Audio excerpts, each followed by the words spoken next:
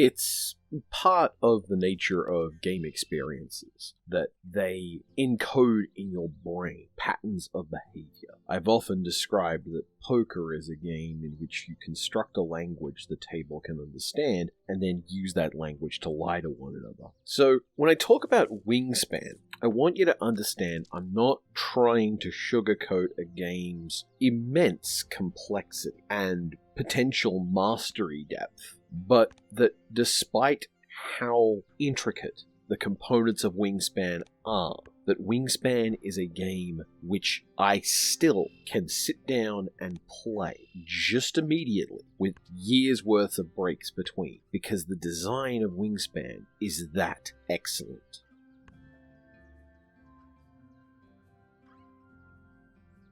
I wrote about Wingspan very early in 2021. At that time, what I said was, I'm not going to be able to tell you anything comprehensive about Wingspan. The game was a phenomenon when it launched. It was so successful it spawned conspiracy theories, and it defined the conversation about games, their distribution, Kickstarter, and things like market elasticity. There is no reason in particular to want my opinion of Wingspan per se. I liked it a lot.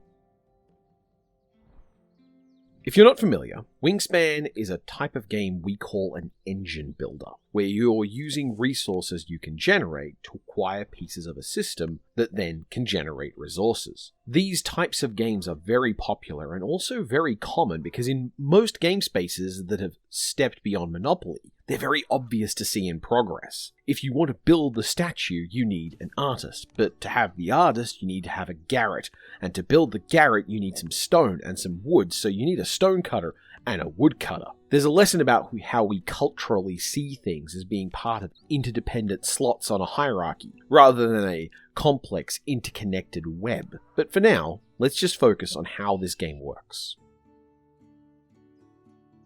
You have things that generate resources, and you can buy the things that generate resources with those resources. A gives you B, B gives you C, C can give you A. Wingspan is a very impressive example of the form, with a lot of different, disconnected pieces that will create lots of variety of play situations. You do have things you want to do from turn to turn, and you may be the kind of player who is confused and frustrated working out your turns, which is very reasonable. The game doesn't give you lots of choices. Your actions are very limited from turn to turn. But within those small numbers of possible actions, there are a lot of outcomes based on how you've designed your engine.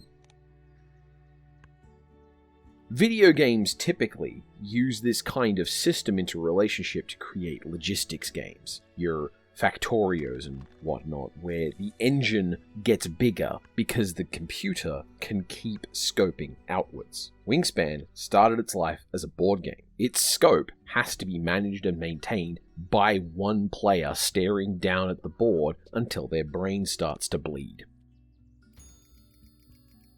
In Wingspan, your engine is sort of an ecosystem. You're not cultivating it or shaping it like an ornithologist. I say ornith, you say ologist. Ornith. Thank you. You're kind of playing the genius loci, drawing birds into spaces near one another and making choices about how to encourage them to reproduce, and when. It's a pretty nice little system too, where things are abstracted a fair bit, but not so much that you feel like you're just moving piles of cubes around. Back in 2020 for Christmas, we bought Fox's sister, Wingspan, and a few days later, we played it together. In a rare treat of, oops, we're already exposed to one another, and we're in an area considered to be locked down, but we have had minimal vectors for interacting with anyone else. You know, the rare pandemic board game day treat. We had a bunch of games we could play, but instead, we could play one big game and learn to play Wingspan. If I learned to play Wingspan, I would know how to play Wingspan. I would also probably never use that skill again. It would be an engagement with a game that was probably, for its own sake, in the time. It would be about learning the ways that this big, impressively lumbering ecosystem builder game worked, and how I familiarized myself with its systems to make a satisfying play experience. It would also be an experience that involved including and waiting on other people learning to play, which included Fox's mother, who is lovely and great, but isn't where I would turn to for elaborate rules discussions. If I learned to play Wingspan, it would be the only game I played in the time we had allotted, instead of playing 4 games, at least one of which I was really excited to play. We played Wingspan. Let me tell you, I really liked playing Wingspan. Now, I've played more games of Wingspan. Wingspan is a surprisingly moreish game.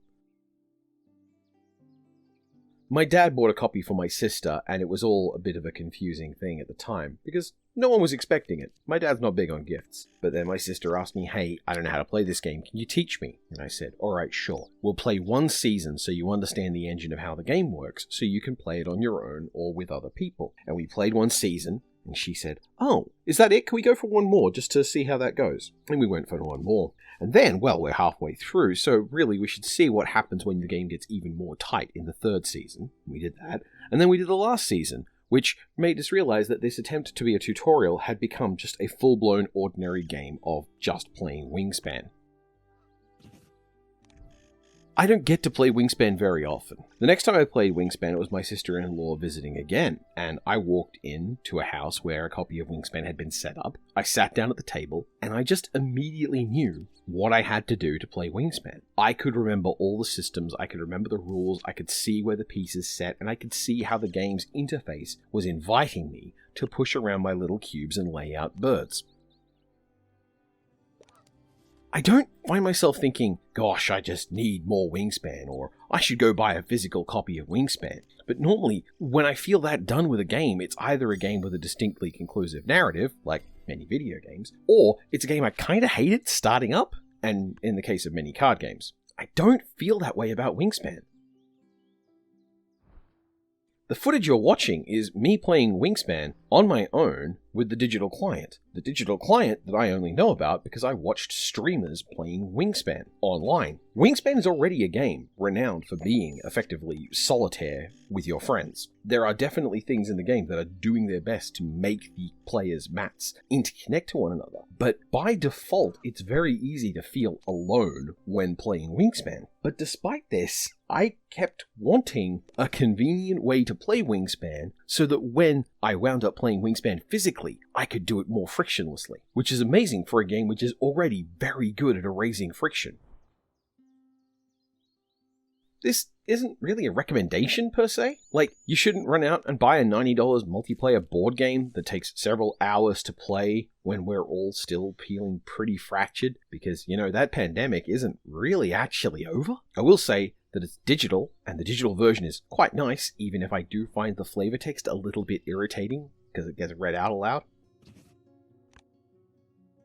It is strange in its eerie glory, in its own excellence. It is a frustrating game to examine, to realize how many dimensions this game has that have all been polished to a mirror shine. And in a way, the main lesson you can learn from Wingspan as a designer is hire amazing artists, do all the research, put in the hours, and grind away on every way you can make your game even a little bit better.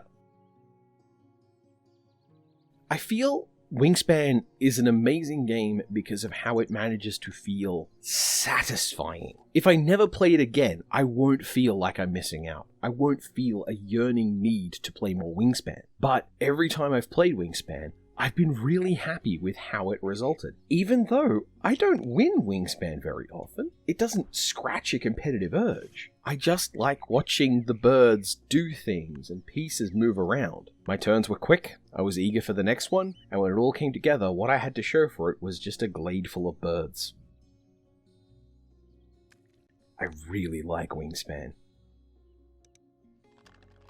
And I think that if you're a designer and you like interface or systems or engineering together pieces of systems that are meant to make an interface, you really deserve to look at Wingspan and learn just the amazing skill involved in this tactile, thoughtful, intricate game that manages to still be tactile when it's an entirely digital product.